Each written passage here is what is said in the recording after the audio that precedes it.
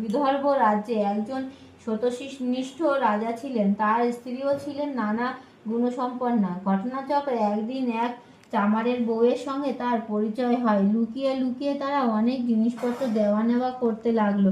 একদিন দুজনের নানা কথাবার্তা বলার মাঝখানে রানী বললেন, কখনো গোমাংস আমি দেখিনি, তুমি একটু গোমাংস লুকিয়ে আমাকে এনে দিতে পারো? এরপরে রানীর কথা মতো চামার বউ একদিন একটু গোমাংস বেশ ঢাকাঢুকি দিয়ে এনে রানীকে দিয়ে গেল, আর রানীও সেটা নিজের ঘরে লুকিয়ে রাখলেন। ক্রমে কথাটা রাজার কানে গিয়ে উঠল এবং রাজা খুবই রেগে গেলেন।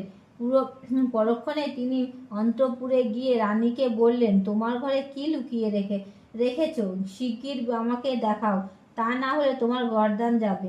রাজার রাগ দেখে রানীর খুব ভয় হলো। কাঁপতে কাঁপতে রানী বললেন, আমার ঘরে নানা রকম ফল মূল আর খুব ফুলই আছে প্রভু।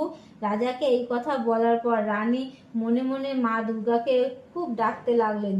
রানী মনে মনে বললেন, মা বিপত্তারিণী, আমি আজ খুব বিপদে পড়েছি, আমায় আশ্রয় দাও মা, এই বিপদ থেকে উদ্ধার করো মা, আমি সারা জীবন তোমার ব্রত পালন করব। রানীর প্রার্থনায় দেবী সন্তুষ্ট হয়ে অভয় দিয়ে বললেন, তোমার স্তবে আমি সন্তুষ্ট হয়েছি। তোমার ঘরে যা ছিল সেটা এখন ফল মূল হয়ে গেছে, তুমি এখন সেগুলো রাজাকে গিয়ে দেখাও, রাজা খুবই সন্তুষ্ট হবেন। মা দুর্গার কথা মতো রানী ঘরে গিয়ে দেখলেন যে চুপড়িতে গোমাংসের বদলে রয়েছে একরাশ ফল মূল।